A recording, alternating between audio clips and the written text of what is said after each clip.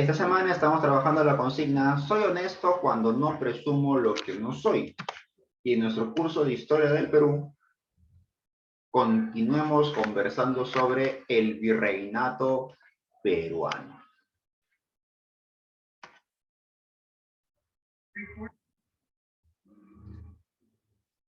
Vamos a comenzar observando y analizando para luego hacer algunos comentarios, ¿no?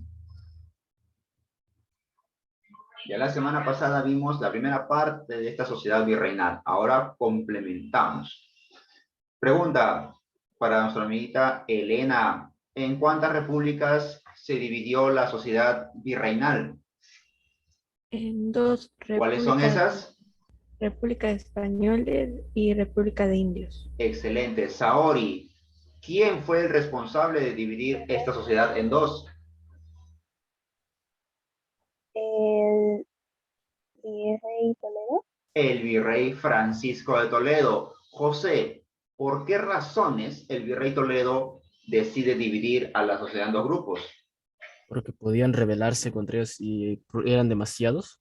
El control de la población, por ejemplo. ¿Cuál es otra razón? La evangelización. Enseñarles la doctrina católica, evangelizar. Y por último, El cobro del tributo. cobrar el tributo. Recuerda que los indígenas, por haber sido conquistados, son vasallos del rey. Al ser vasallos del rey, pagan cierta cantidad de dinero. ¿Cómo pueden cobrarles si están todos mezclados, españoles, indígenas? No, no, hay que separarlos en dos sociedades. Indios por un lado, españoles por otro lado. Vamos a conversar ahora de la República de Españoles. ¿Cómo estaban clasificados ellos? Si observamos detenidamente la imagen, podemos darnos cuenta que sus características fenotípicas, características externas, coinciden con una familia típica española. Tez blanca, ropa diferente a la de los indígenas. A ellos se les llama peninsulares. Es decir, se refiere solamente a aquellos que han nacido en España. También se les puede llamar chapetones, es lo mismo. Peninsulares o chapetones son aquellos españoles que nacieron allá en España, cruzaron el Océano Atlántico y han llegado a América, por diferentes razones.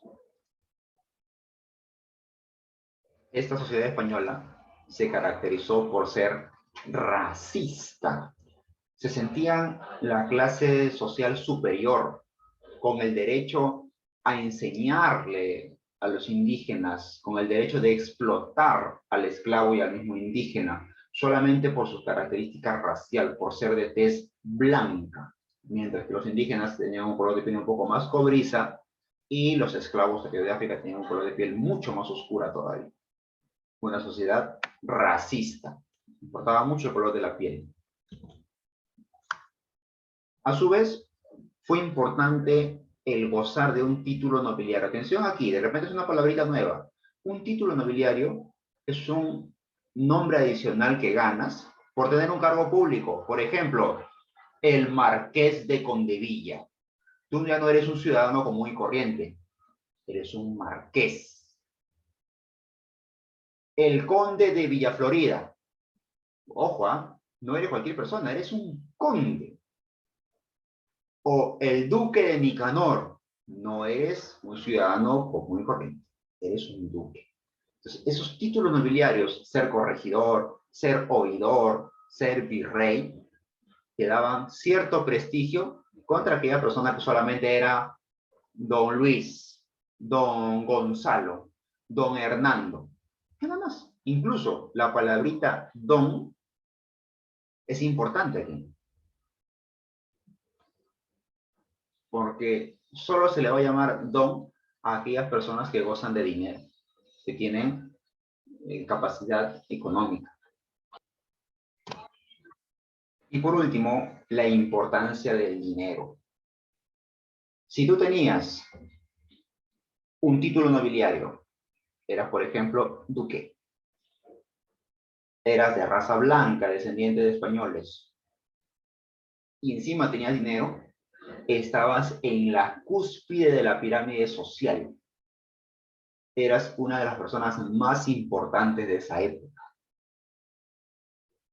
E ibas escalando según tengas o no tengas las características mencionadas. De repente eras español, un archiduque, pero perdiste toda tu fortuna, lamentablemente estás en menor jerarquía. De repente eras español, sí, dedicado al comercio y ganaste mucho dinero, pero no eres participante de la vida política, no eres ni conde, no eres ni corregidor, no eres ni intendente, no eres nada, solamente un comerciante. Igual te encuentras por debajo de los que tienen estas tres características, ¿no? Y si solamente eres español, es decir, solamente de raza blanca, ya te encuentras por debajo todavía. No tienes ni un título nobiliario y ni siquiera tienes dinero. ¿Qué hacían los españoles para conseguir dinero? Tú lo sabes. ¿Cobraban? Cobraban Algo más. las encomiendas. Se casaban con Por un ejemplo, indígena. se casaban con un indígena. Mira, él solamente es español. Aquí está, es de raza blanca. La indígena, de la clase alta, de la nobleza incaica, tiene privilegios. Como se dedican al comercio, tienen dinero. Y como es de la nobleza, tiene un título nobiliario. Al casarse el español con la indígena, ya consiguió las tres características deseadas en la sociedad española. Pero como tú ya sabes, los españoles que vinieron al Perú sufrieron un proceso de mestizaje. Empezaron a casarse con los indígenas. Sus culturas se juntaron. Su folclore, sus ideas, su filosofía, su forma de pensar, sus comidas. Y también surgió un nuevo grupo social, los criollos. Ya había muchos españoles aquí en América y los matrimonios españoles tenían hijos. El padre español y la madre española, su hijo también tiene características españolas, europeas. La única diferencia con los chapetones es que han nacido en América. A ellos se les llama criollos. En términos resumidos, un criollo es el hijo de un español con una española, pero que ha nacido en América. Y por el simple hecho de haber nacido en América, va a ser discriminado por los chapetones, por los españoles que nacieron en Europa.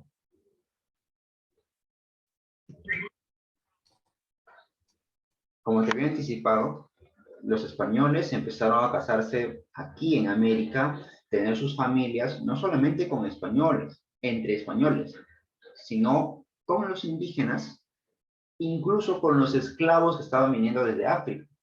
Entonces ya la población se hacía más variada.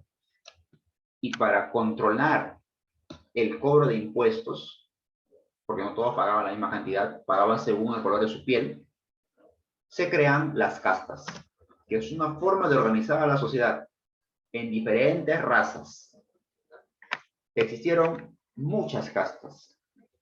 Vamos a mencionar algunas y aprender bien tres castas importantes. Los mestizos, los mulatos y los zambos.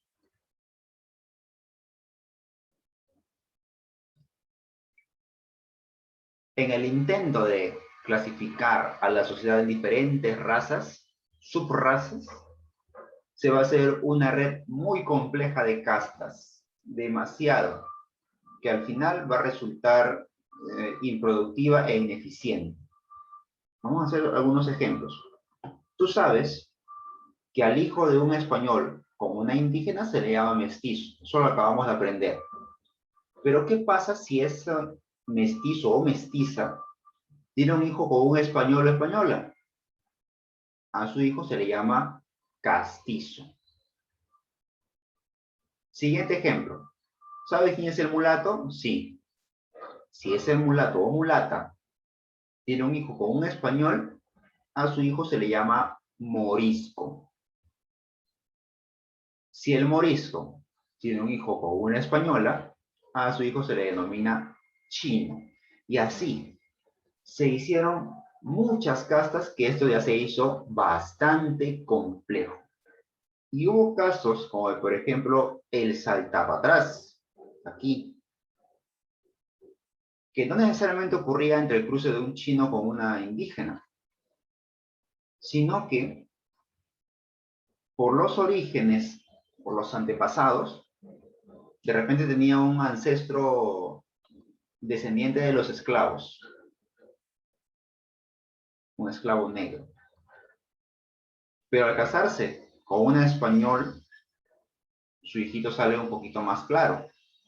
El nieto también saldrá un poquito más claro, pero puede ser que el bisnieto salga más oscuro. ¿Por qué? Por el antepasado, pues, que es descendiente de los africanos. Entonces, al nacer un poquito más oscuro, a él se le llama saltapatrás, por ejemplo. Incluso, había personas que no se sabía a qué castas pertenecían y lo llamaron no te entiendo.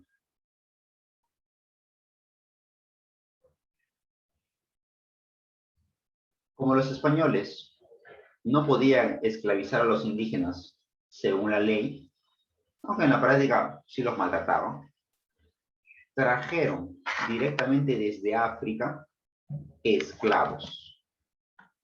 Estos esclavos, como tú ya sabes, incluso desde la época romana y mucho antes, eran considerados primero como objetos y luego como personas, pero que solamente existen, han sido creados por Dios para que nos sirvan a nosotros que somos los amos. Esa es su función. Dios los ha creado específicamente para que sirvan al resto. Son esclavos. Uno de los países que más traficó con esclavos fue Inglaterra. Primero Portugal, pero Inglaterra lo sobrepasa. Y el método que usa Inglaterra es el siguiente. Ellos iban hasta África y en África viven varias tribus. Contactaban con la tribu más fuerte y a esa tribu le pagaban con productos, con dinero, con beneficios, etcétera, para que esta tribu africana se enfrente a otra más débil, logre vencerla y de la tribu débil sacar esclavos para vendérselo a Inglaterra. De esa manera trabajaba Inglaterra. Juntaba gran cantidad de esclavos, aproximadamente entre 80 y 120, a todos los ponía en la embarcación, en la parte baja, donde van los toneles, donde va la mercancía, todos amontonados, hacinados, aplastados. El viaje duraba un par de meses, con poca comida, poca agua. Muchos esclavos se enfermaban. Como estaban todos hacinados, uno que está enfermo tosía y todos se enfermaban. Empezaban a morir y sus cadáveres eran arrojados al océano Atlántico. No se le hacía ni una misa, ni una oración, ni nada. Eran arrojados al mar. De los 80, 120 que venían, que salían de África, solamente llegaban a América unos 15 o 20, exagerando. El resto moría. Traídos acá a América, eran puestos en una plaza y vendidos al mejor postor. Se hacía una subasta. Venía el personaje que vendía esclavos y decía, tengo un esclavo de 20 años, es fuerte, obediente y muy trabajador.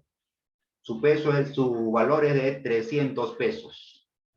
Y ahí los españoles decían, yo te doy 350 pesos, 400 pesos. Llegaba hasta 500 pesos a veces, que era un precio normal por un esclavo varón, porque va a trabajar.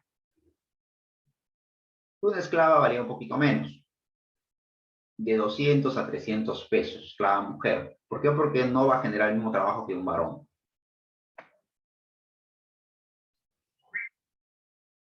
Estos esclavos fueron traídos con la intención de que trabajen en las minas, sacando toda la plata y el oro que podían. Pero cuando se los llevaron a la sierra, no soportaron el clima. ¿No ves que están en África? Ellos provienen de África, tienen otro clima más soleado. sus pulmones, su cuerpo no está habituado a la altura. Cuando llegan a la mina, se enferman y fallecen. Por eso que la mayoría de esclavos se queda en la costa, trabajando en las haciendas, trabajando el azúcar, trabajando en los terrenos de cultivo, el ganado, en los telares, etc.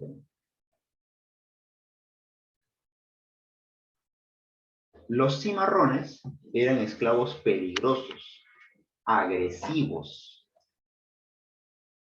bastante incómodos con su situación, que por escaparse de la hacienda incluso llegaban a matar al hacendado y se escapaban, buscaban refugio en otros lugares.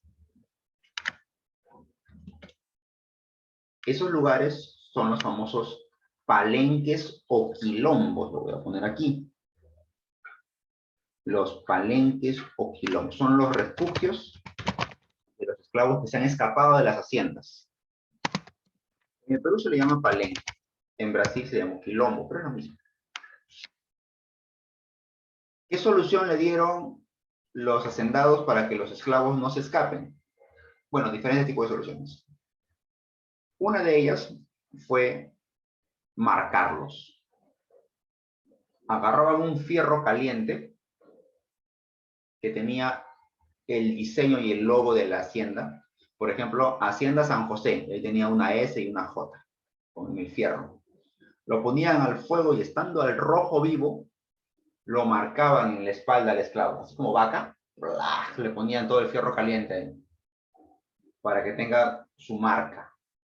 De tal manera que si ese esclavo se escapaba de la hacienda, cualquier español que lo encuentre ya sabe que pertenece a esa hacienda porque está marcado. Así marcaban a los españoles. Ese proceso de marcaje se llama carimba. Ahí los marcaban con el fierro caliente. A pesar de eso, se escaparon muchos. Y aquí en los palenques surge estos platos típicos que vimos al principio, porque ellos recogían los desechos de los españoles. Aquí se difundió su cultura, sus danzas, su música, sus tradiciones, su forma de vivir, su forma de vestir aquí en los palenques.